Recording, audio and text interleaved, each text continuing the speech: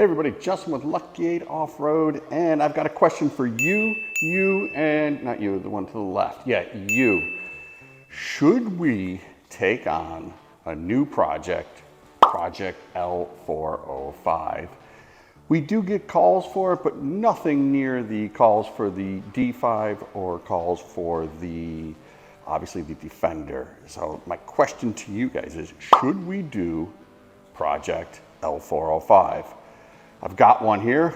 We'll take a look at it together, and you guys let me know if you think it's the right thing to do. Roll the intro.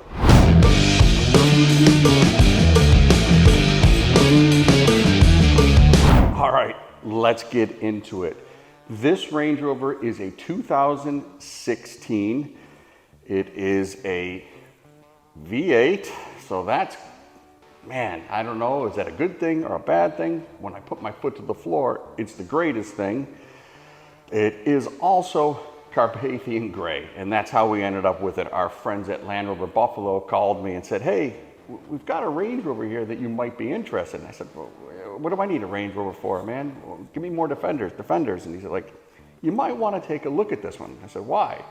He said, well, it's Carpathian gray. You only buy Carpathian gray cars. I said, well, you got a good point. Came down, grabbed it. On the way over here, I'm thinking, do we really even want to tackle this car? Is anybody besides me crazy enough to build one of these up? So let's go through it together. Let's take an overlook on the vehicle. And as we go through, I'm going to do pros and cons of why I think it could make a great off-roader. So let's jump into it. All right, let's dig into the power plant. Supercharged V8 Pro. It's so much fun to drive. Ridiculous, right? Foot to the floor, smiles. It's amazing. The con is it eats fuel. It's a hungry motor. So if you're going to go really far off-road, that's going to be a big con, right? You're going to have to bring extra fuel compared to the 6 or the diesel. I really don't know which one's better. Horsepower is king, I love it, but fuel efficiency, you got to keep that in mind. Another con on this motor is maintenance. You want to make sure you are maintaining it, and there's more, more pulleys, more whatnots on it, sensors, the supercharger, right? So that's kind of a con. The maintenance on this is going to be a little bit heavier, but the offset is horsepower. Let's see what we got under here.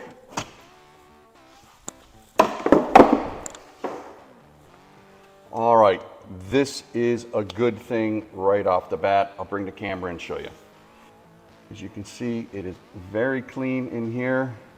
I don't feel that this car was abused off-road anywhere, hasn't seen any dirt roads in its life.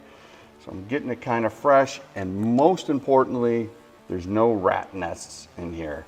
So you want to look all around here. You're going to try to see if there's any squirrels or mice or some critter has moved in. That is a big no-no. It does come with free leaves, but we're not going to hold it against it. So far, very happy in the engine bay. Obviously, we didn't dig too far. This is just a quick look. Next up, let's get this thing in the air, have a look on the underside, see if there's anything scary there.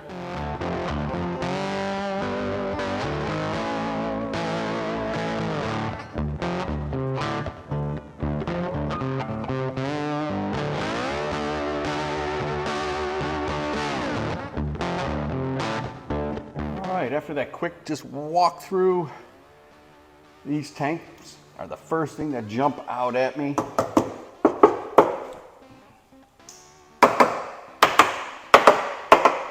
All right, it's solid, it's just not pretty.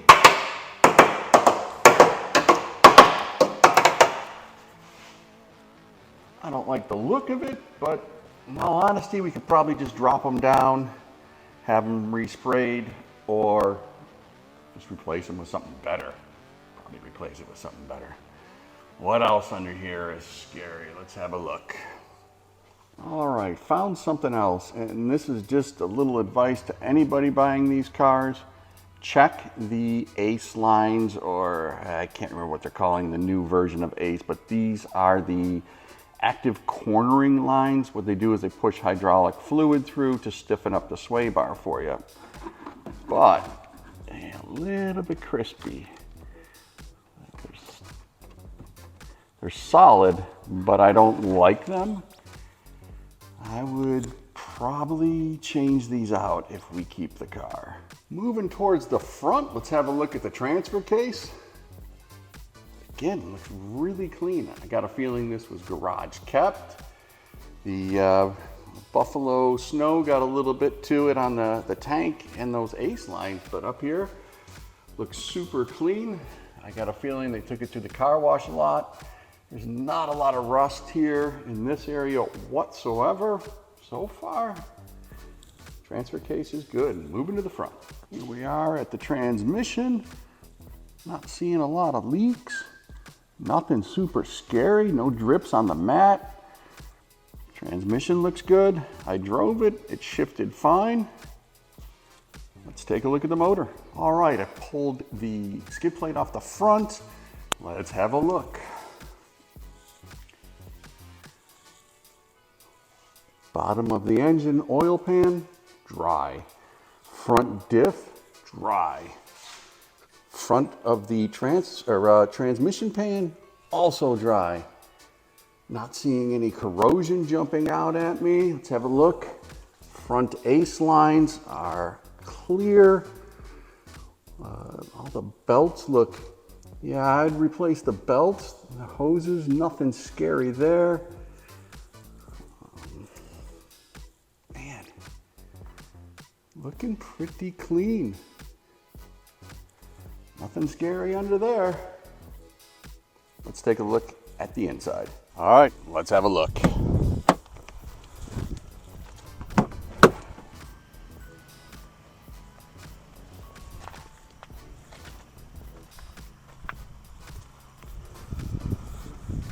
A little bit worn here.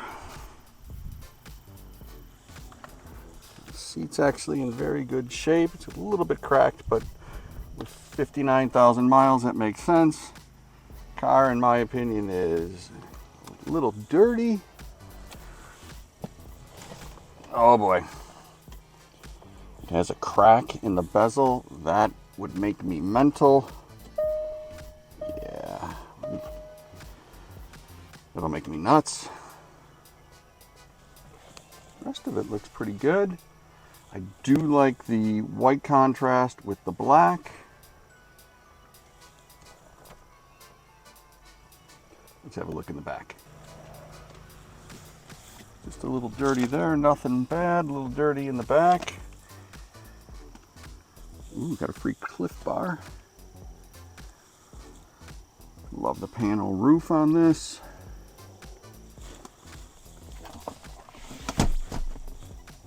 Oh, any treasures?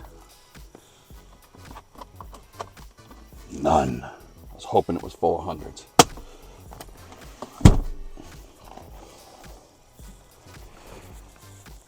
Nice controls, heated seats. Let's have a look in the boot.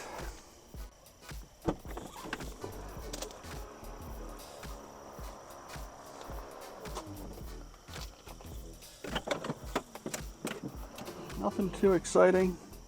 They had a dog, but it doesn't smell like dog. Oh, you know what? What did I see here? Yeah, looks like a dog guard bracket, so that makes sense why there's no dog stuff in the front. Not the cleanest Rover. Oh boy, we may have a game changer. Free umbrella? Hell yeah. Quick look through the inside. It's a little bit dirty, but nothing that can't be cleaned. The crack in that instrument cluster is gonna make me mental. I would have to change that. Does come with a free umbrella. I do like the black seats a lot, and the white contrast dash. It's a Range Rover. It's absolutely beautiful, but I really do like the color combo. So I'm gonna go with a win on the interior. Let's take a quick look around the exterior, then we'll bring it back in the shop. I'll give some final thoughts, and then I'll wait for the comments. All right, the front bumper cover This plasticky stuff here is riddled with stone chips. It doesn't really matter for the car, not at all, but I would have to think long and hard whether or not to get it painted. Maybe we can incorporate the Lucky 8 wrap up here, but we've never done that before. Down here, I don't care, because we'd have to put a hidden winch or something cool in there.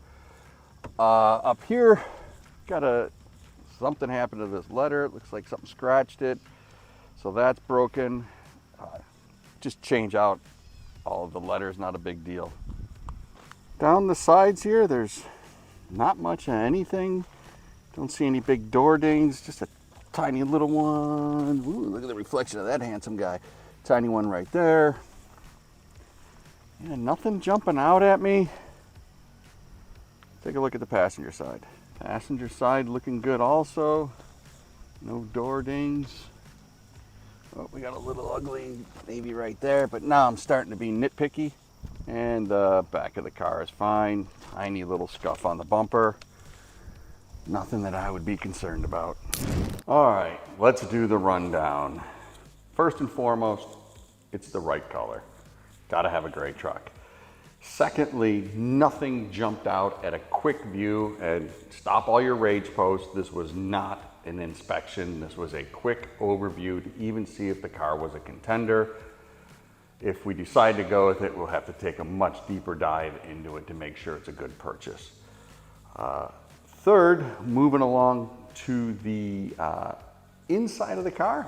I love the color combo. It needs a cleaning, but that instrument cluster, the crack, that's all I can stare at when I'm in there. So that has to be replaced.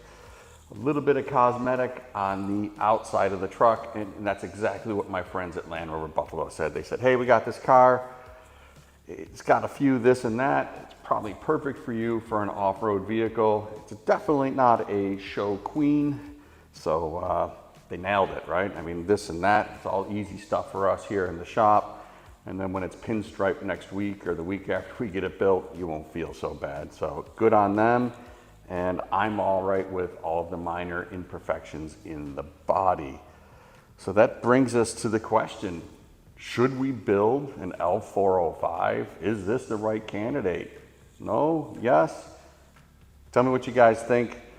I'm up in the air. I kind of want to do it because it's cool. I don't see these things built up. We did one a few years ago, but I haven't seen one since. So I'd like to go hog wild, get some 35s on it, maybe a roof rack, lights, the normal Lucky 8 kit, or just stick with the Defenders and the D5s and some of the other stuff. Can't wait to read the comments. You know what, on that, if the first person that can make me laugh with a constructive comment, not just, hey, you're ugly and fat, I already know that. If you can write down in the comments something funny, I'll send you one of our new shirts. And on that, I'll see you guys on the next one.